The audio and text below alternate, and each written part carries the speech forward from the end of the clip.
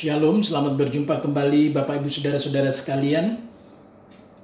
Pada sore dan malam hari ini kita bersama-sama dapat bersekutu. Kita datang kepada Tuhan, kita bisa menaikkan pujian kita dan kita juga bisa mendengarkan firman Tuhan. Mari sebelum kita bersama-sama mendengarkan firman Tuhan, kita datang kepada Tuhan terlebih dahulu di dalam doa. Mari kita berdoa. Terima kasih Bapa. Sekarang kami sedang beribadah di depan pesawat televisi atau gadget HP kami. Tetapi kami percaya Engkau adalah Allah yang maha hadir. Engkau mengurapi hamba-Mu yang menyampaikan kebenaran firman Tuhan. Dan Engkau juga Tuhan yang memampukan setiap pemirsa yang mengikuti acara pada sore dan malam hari ini untuk kami dapat memperoleh kebenaran dari kebenaran firman Tuhan. Kami dapat memahaminya dan Roh Kudus menolong kami menjadi pelaku-pelaku firman yang setia. Di dalam nama Tuhan Yesus Kristus kami berdoa. Amin. Saudara-saudara, hari-hari ini kita kembali berada dalam suasana yang begitu mencekam. Di beberapa negara, khususnya Italia, di Iran, bahkan sekarang juga di Amerika Serikat, banyak berjatuhan korban karena wabah virus corona baru atau COVID-19. Pada pagi hari ini saya mengajak kita semua untuk datang kepada Tuhan dan kita akan mempelajari kebenaran firman Tuhan. Renungan firman Tuhan pada sore dan malam hari ini adalah lebih daripada pemenang. Mari kita melihat dalam surat Roma pasal yang ke-8, surat Roma pasal yang ke-8 ayat yang ke-37 yang berkata demikian, Roma 8 ayat 37. Tetapi dalam semuanya itu kita lebih daripada orang-orang yang menang oleh Dia yang telah mengasihi kita. Nah, saudara-saudara, dari ayat ini kita mendapatkan 3 pengertian yang luar biasa. Yang pertama adalah siapa sebenarnya identitas kita ini? Apa identitas kita ini? Karena dengan memahami identitas kita, maka kita akan mampu mengatasi segala badai kehidupan ini. Yang kedua yang bersama-sama akan kita renungkan adalah apa janji Tuhan atas kita. Apa janji yang diberikan kepada Tuhan, janji yang kekal yang diberikannya kepada kita. Dan yang ketiga adalah apa yang harus kita sendiri lakukan untuk bisa menjadi lebih daripada pemenang. Nah, 3 hal ini yang bersama-sama akan kita renungkan. Yang pertama adalah apa identitas kita, dan yang kedua apa janji Tuhan, dan yang ketiga apa yang menjadi bagian kita. Nah, kita masuki bagian yang pertama, yaitu identitas kita. Dikatakan di situ bahwa identitas kita adalah orang-orang yang lebih daripada pemenang. Kita disebut lebih daripada pemenang, itu adalah identitas. Pengertian identitas itulah jati diri kita di dalam Tuhan Yesus Kristus. Jati diri kita bukan orang yang kalah. Jati diri kita bukan pecundang. Jati diri kita adalah pemenang. Lebih daripada pemenang. Nah, dari mana kita memperoleh jati diri semacam ini? Kalau kita melihat kembali kepada kebenaran firman Tuhan, identitas atau jati diri kita bukan berasal dari kehebatan kita.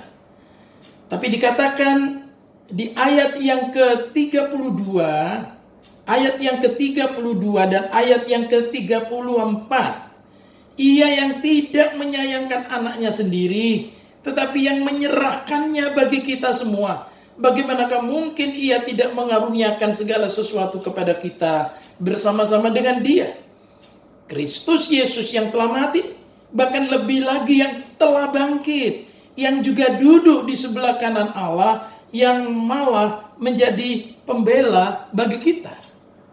Identitas kita adalah identitas di dalam Yesus Kristus yang bagaimana yang telah menyerahkan dirinya bagi kita, dan yang juga telah mengalami kemenangan atas maut. Ia telah bangkit, Ia duduk di sebelah kanan Allah, Bahkan ia dikatakan jadi pembela bagi kita. Nah, identitas kita di dalam Kristus begitu pasti.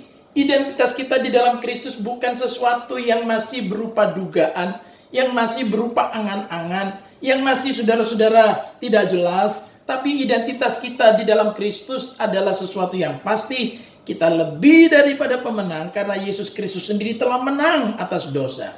Ia juga telah menang atas maut. Dan bahkan dikatakan ia menjadi pembela bagi kita. Nah, kalau kita mengerti identitas kita ini, maka identitas kita ini saudara-saudara diperhadapkan oleh Tuhan kepada apa? Tantangan dari luar dan tantangan dari dalam. Apa tantangan dari luar? Disebutkan di dalam ayat yang ke-35, siapakah yang akan memisahkan kita dari kasih Kristus? Nah, kalau kita sudah memiliki identitas yang jelas dalam Kristus, maka identitas kita diperhadapkan kepada hal-hal yang dikatakan bisa memisahkan kita dari kasih-Nya. Kalau kita tidak waspada, kita tidak hati-hati, maka hal-hal yang dari luar ini bisa membuat kita terpisah dari kasih Kristus. Apa itu? Penindasan, kesesakan, penganiayaan, kelaparan, ketelanjangan, bahaya, pedang, hal-hal yang begitu menakutkan, hal-hal yang begitu mengerikan, datang mengancam kita setiap saat, setiap waktu. Dikatakan di situ ada bahaya, sakit penyakit, bahkan ada dikatakan di situ juga kelaparan, ketelanjangan dan lain sebagainya. Ini tantangan dari luar. Tapi kalau kita ingat akan identitas kita di dalam Kristus, yaitu sebagai orang yang lebih daripada pemenang, maka kita akan menang terhadap tantangan-tantangan yang datang dari luar itu. Nah, yang kedua adalah tantangan yang ada di dalam diri kita sendiri. Boleh ada tantangan dari luar, dan kita bisa menang terhadap tantangan dari luar, tetapi seringkali ada orang yang tidak mampu menang terhadap tantangan yang ada di dalam diri kita. Apa tantangan yang ada di dalam diri kita? Kekhawatiran, ketakutan, kecemasan. Masalahnya mungkin saudara pergi, masalahnya sudah tidak ada lagi, masalahnya mungkin terjadi di belahan-belahan tempat dunia yang lain, tetapi kemudian saudara ketakutan masih ada di dalam diri kita. Kecemasan masih ada di dalam diri kita. Kekhawatiran masih ada di dalam diri kita. Nah, itu yang juga harus diatasi. Ada satu istilah yang disebut dengan psikosomatis. Psikosomatis adalah satu istilah yang dikenakan kepada orang yang sakit bukan karena kuman, bukan karena virus, bukan karena bakteri-bakteri sakit penyakit, tetapi karena psikis. Karena pemikiran di dalam diri kita. Oleh karena hal-hal dari diri kita sendiri penuh dengan kepanikan, ketakutan, kecemasan. Nah, itu berarti apa? Kita memerlukan damai sejahtera Allah, ketenangan di dalam Tuhan. Karena dikatakan tadi ia adalah pembela kita, ia adalah penolong kita, ia akan melindungi kita, ia akan menolong menyertai kita. Nah, saudara-saudara yang saya kasih dalam Tuhan Yesus Kristus, tantangan dari luar tadi yang dihadapi oleh Rasul Paulus juga bisa dihadapi orang-orang percaya pada masa kini. Tetapi tantangan yang kedua dari dalam juga tidak kalah hebatnya. Sehingga firman Tuhan katakan kita harus mampu menang atas kedua hal ini, yaitu tantangan dari luar dan juga terhadap tantangan dari dalam. Nah, saudara-saudara yang saya kasih dalam Tuhan Yesus Kristus, selanjutnya kalau kita melihat tentang bagian yang kedua, yaitu janji Allah.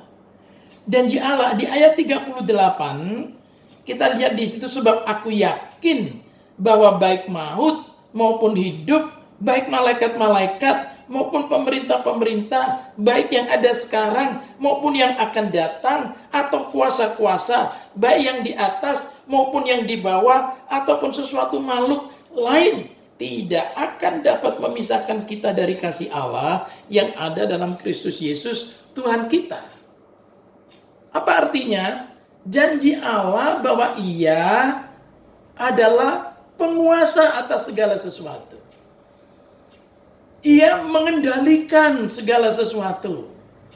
Sehebat apapun kejahatan yang ada di muka bumi ini, sehebat apapun bahaya dalam bumi ini, ada Allah di atas segalanya. Disebutkan yang bisa dikontrol, yang bisa dikendalikan, yang berada dalam kedaulatan Allah itu dikatakan baik pemerintah-pemerintah yang ada sekarang, yang akan datang, kuasa-kuasa yang di atas, yang di bawah, makhluk-makhluk lain, siapapun, dimanapun, apapun, seluruh alam semesta. Kalau saya boleh gambarkan seluruh galaksi-galaksi, seluruh planet-planet dari alam makrokosmos, yaitu alam-alam yang menyangkut hal-hal yang besar, alam semesta, sampai kepada yang mikrokosmos, yaitu hal-hal yang sangat kecil, renik-renik, ukurannya sudah bukan lagi mili itu 1/1000, tapi sudah nano, sudah jauh lebih kecil lagi, sudah nano jauh lebih kecil lagi.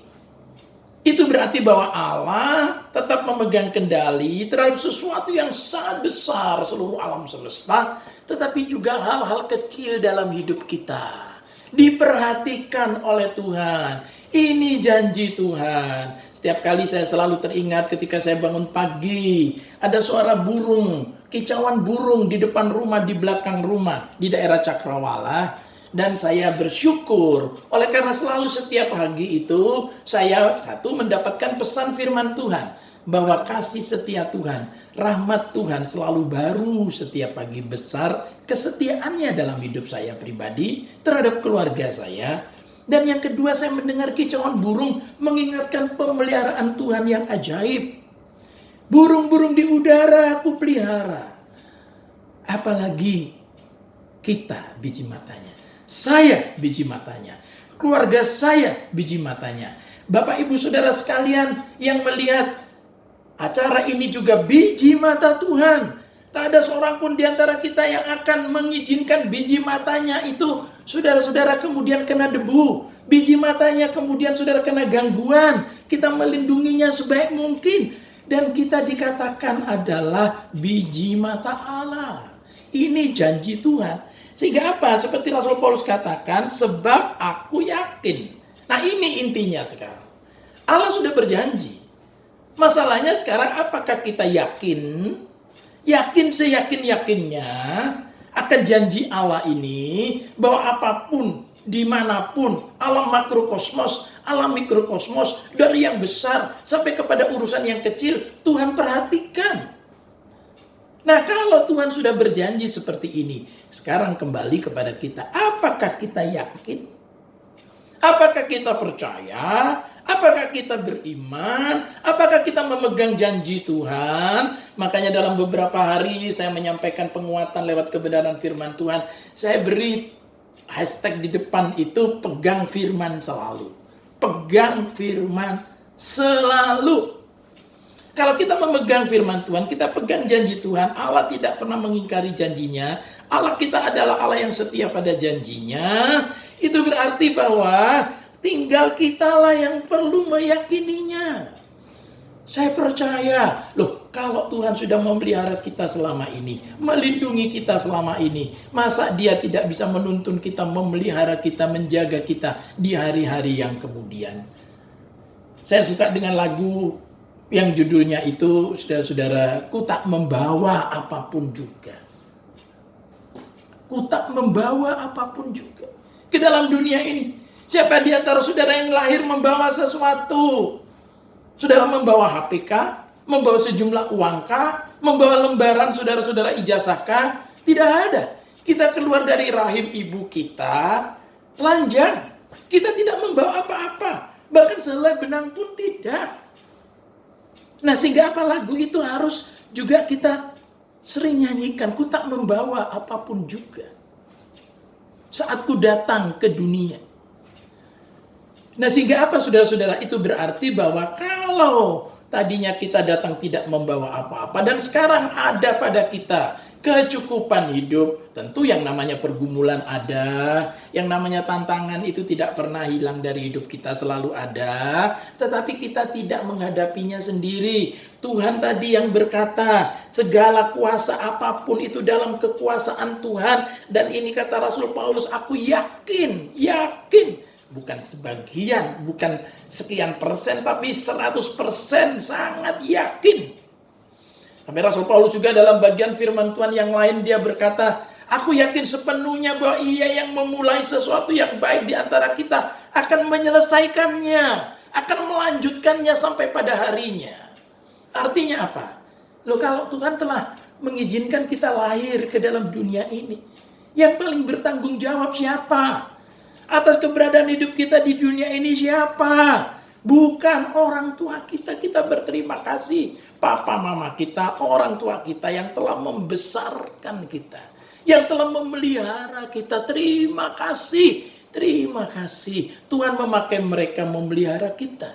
Tetapi ketahuilah, bukankah orang tua juga terbatas dalam memelihara kita? Orang tua terbatas dalam melindungi kita. Orang tua terbatas dalam menyertai kita. Nah, saudara-saudara yang saya kasih dalam Tuhan Yesus Kristus, karena siaran ini disiarkan secara streaming, itu berarti mungkin ada di antara saudara yang jauh dari orang tua, jauh dari keluarga, mungkin karena studi saudara, mungkin juga karena pekerjaan saudara, dan sudah merasa jauh dari papa mama. Saudara-saudara para mahasiswa jauh dari orang tua yang sedang studi di luar kota atau di luar negeri. Tapi percayalah bahwa Bapa surgawi kita itu, Bapa surgawi kita itu yang telah mengizinkan kita lahir di muka bumi ini, adalah Allah yang akan bertanggung jawab sepenuhnya atas keberadaan kita. Ia akan menyelesaikannya, kata Rasul Paulus. Sampai kapan? Sampai pada harinya. Sampai kita ketemu lagi dengan Tuhan. Sampai kedatangan Tuhan Yesus Kristus yang kedua kalinya. Nah, Bapak Ibu saudara-saudara sekalian, bagian yang pertama tadi telah saya sampaikan bahwa kita lebih daripada pemenang. Karena apa? Karena identitas kita di dalam Kristus. Bukan karena kehebatan kita. Kita lebih daripada pemenang karena Kristus yang telah mati, bahkan yang telah bangkit, yang telah naik ke surga, yang menjadi pembela kita. Nah, yang kedua adalah kita perlu yakin sepenuhnya akan janji Allah. Janji ini ya dan amin. Ya. Segala sesuatu dalam kendalinya. Hidup saudara dan saya juga ada dalam tangannya. Di bagian yang lain firman Tuhan berkata dalam kitab Nabi Yesaya, aku melukiskan engkau di telapak tanganku. Coba perhatikan telapak tangan saudara. Lihat telapak tangan saudara. Nah, di situ ada goresan-goresan. Yang di telapak tangan saya itu ada goresan-goresan kok sepertinya seperti huruf M. Saya pernah tanyakan kepada beberapa orang, apa arti daripada huruf M itu? Oh, bahasa Jawa Pak itu Pak, M apa? Menungso mati Pak. Menungso mati Pak itu Pak. Oh ya, terima kasih. Tapi saya sebagai orang yang percaya di dalam nama Tuhan Yesus Kristus, saya melihat M itu artinya Tuhan menyertai. M artinya Tuhan memberkati. M artinya Tuhan melindungi.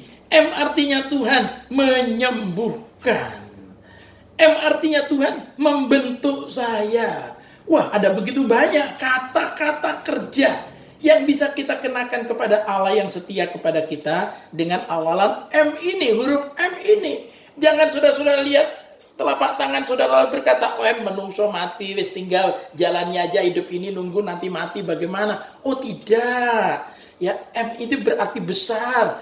Menyertai. Tuhan menyertai. Melindungi. Tuhan melindungi. Memberkati. Sudah membentuk kita. M juga jangan lupa menegur kita. Tuhan menegur kita. Supaya apa? Kalau kita mau katakan kita lebih daripada pemenang, maka kita harus, saudara-saudara, melakukan sesuatu. Nah, ini adalah bagian yang ketiga. Bagian yang pertama tadi, kita punya identitas yang jelas di dalam Kristus. Bagian yang kedua, kita punya janji Tuhan di mana kita harus yakin di dalamnya. Dan yang ketiga, ini yang jangan sekali-kali dilupakan. Iman itu harus disertai perbuatan, yaitu bagian kita. Pak, supaya saya betul-betul identitas itu lebih daripada pemenang, apa sekarang yang menjadi bagian saya, Pak?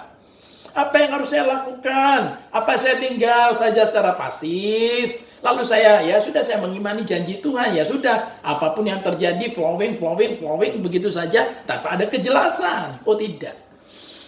Nah, di dalam beriman tadi, dalam keyakinan akan janji Allah, ada tanggung jawab kita. Ada bagian di mana kita bertanggung jawab dalam iman itu, yaitu dalam bentuk perbuatan. Perhatikan ketika Tuhan memberikan janji kepada umat Tuhan tentang tanah perjanjian, mereka dikeluarkan oleh Tuhan dari negeri perbudakan Mesir untuk dibawa ke tanah perjanjian. Apakah mereka berdiam diri lalu dengan sendirinya kemudian pindah ke tanah perjanjian? Tentu tidak. Mereka perlu melewati yang namanya padang gurun. Mereka perlu melangkah. Mereka mengalami yang namanya panas terik. Mereka mengalami yang namanya badai pasir. Mereka mengalami yang namanya kegelapan malam. Mereka mengalami yang namanya kebutuhan hidup. Ya, kebutuhan makanan, minuman, perlindungan, kesehatan, semuanya itu. Lalu apa yang mereka lakukan? Nah, sudah ini yang penting. Yang kita lakukan adalah satu, tentu kita harus melekat erat dengan Tuhan. Kita memang harus melekat erat karena Tuhan Yesus berkata, akulah pokok anggur yang benar, Bapakulah pemeliharanya, dan kamulah ranting-rantingnya. Ketika kamu melekat padaku, maka kamu hidup. Oleh karena Yesus Kristus itu adalah jalan kebenaran dan kehidupan. Melekat padanya kita hidup. Melekat padanya kita sudah dapat menghasilkan buah.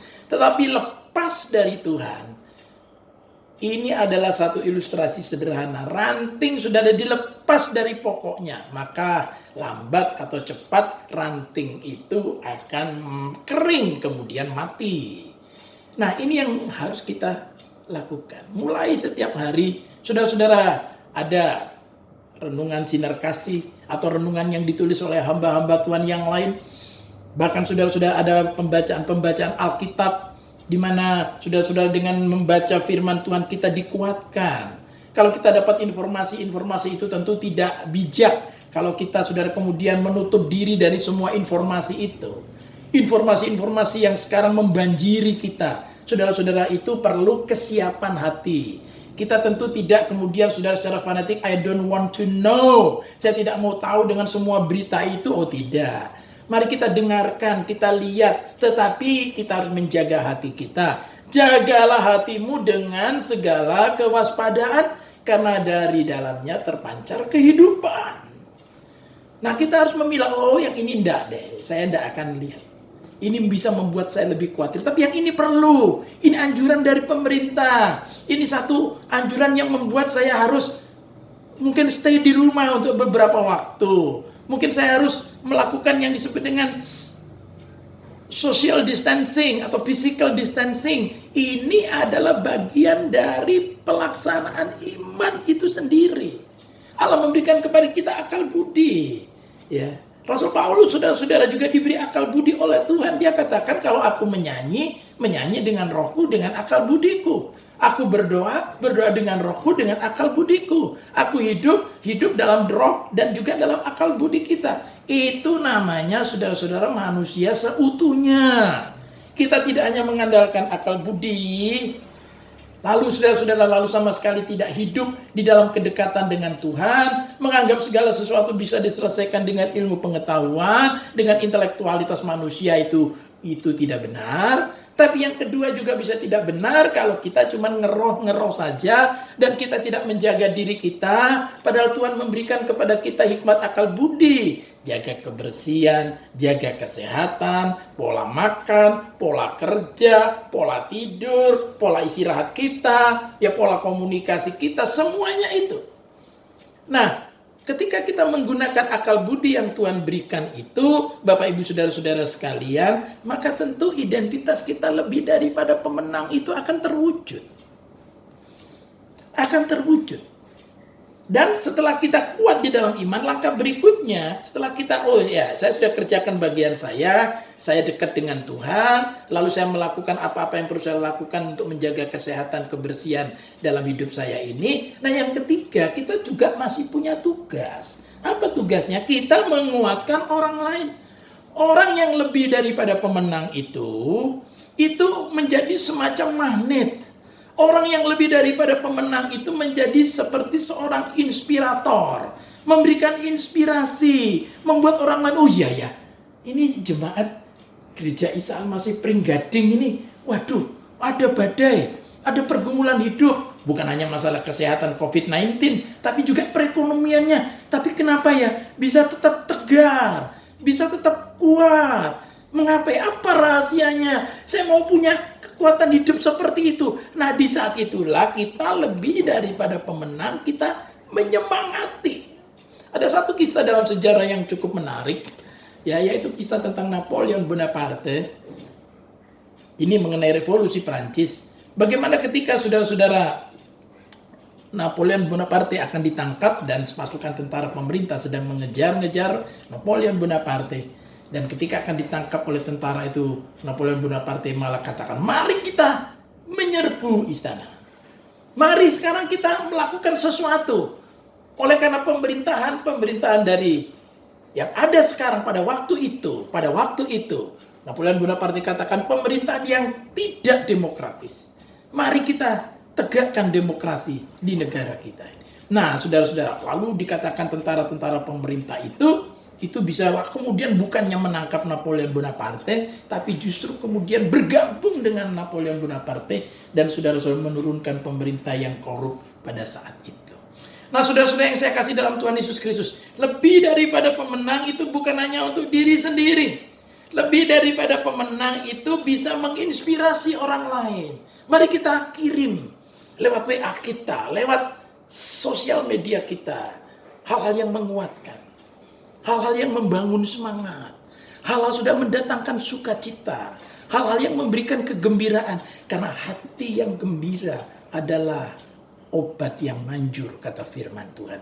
Dan mari saudara-saudara kita juga kuatkan para tenaga medis yang sedang bekerja. Mereka adalah pahlawan-pahlawan garis depan. Kalau punya teman saudara-saudara sedang bekerja di rumah sakit karena mereka adalah dokter atau suster atau perawat dan yang lain, mari saudara-saudara kita dukung, kita doakan. Dan kalau ada dana kita juga menolong mereka, saudara-saudara, dengan menyediakan hal-hal yang perlu. Oleh karena inilah saatnya ujian bagi iman kita.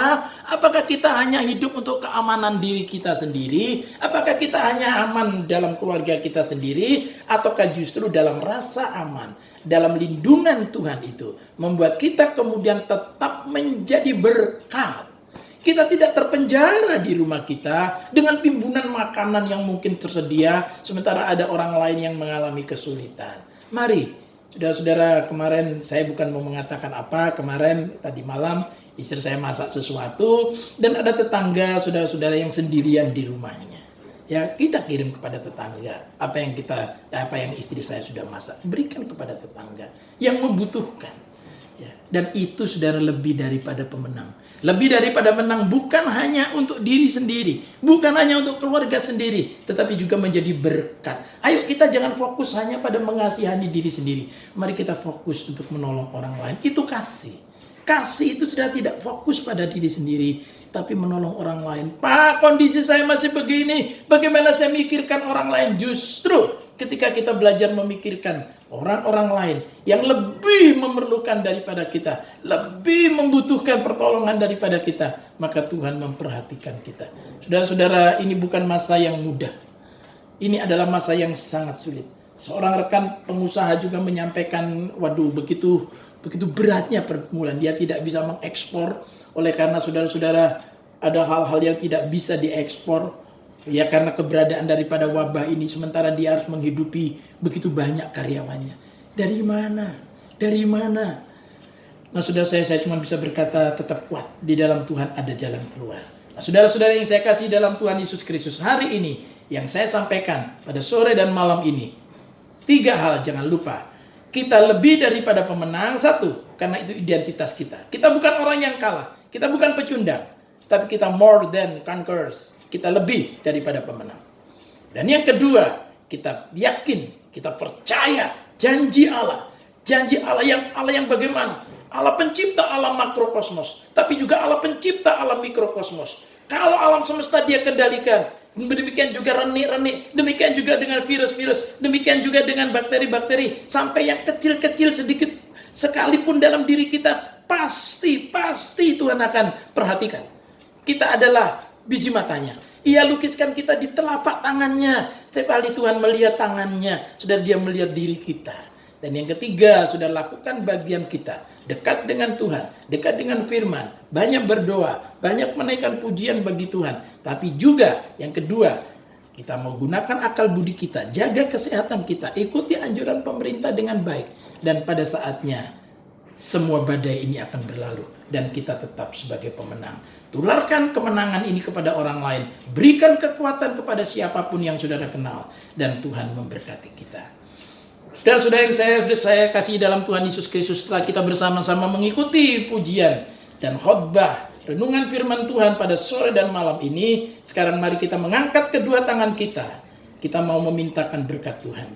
Saudara-saudara yang saya kasih dalam Tuhan Yesus Kristus, sekarang turunlah atas saudara-saudara sekalian kasih dan damai sejahtera dari Allah Bapa di dalam nama Tuhan Yesus Kristus, oleh persekutuan daripada Roh Kudus menyertai saudara-saudara sekalian dalam hidup pribadi, dalam keluarga, dalam pekerjaan, mata pencaharian, dalam studi, perjalanan dan pengabdian yang saudara lakukan, bahkan ketika work at home, work from home, bekerja dari rumah, dilindungi, diproteksi Tuhan. Di dalam nama Tuhan Yesus Kristus mulai saat ini sampai Maranatha, Tuhan Yesus datang kembali dalam kemuliaannya. Haleluya. Amin. Nah, mari kita akan berdoa setelah kita mendengarkan firman Tuhan. Terima kasih Bapa, hamba telah sampaikan kebenaran firman-Mu. Biarlah kiranya kebenaran firman ini melekat dalam hidup kami. Identitas kami adalah lebih daripada pemenang. Dan kami juga yakin akan janji Tuhan, Engkau penguasa atas segalanya. Dan Engkau juga yang memegang hidup kami sepenuhnya. Hidup kami dalam telapak tangan Tuhan. Sehingga itu berarti bahwa kami aman di dalam Tuhan. Dan menjadi bagian kami melekat dengan Tuhan. Dan kami boleh lakukan dengan akal budi yang Tuhan telah berikan untuk menjaga pola makan kami, pola kebersihan kami, pola kesehatan kami. Dan kami percaya sekali waktu, segala sesuatu sesuai waktu Tuhan, badai ini akan berlalu dan kami tetap tampil sebagai pemenang. Di dalam nama Tuhan Yesus Kristus kami berdoa. Amin.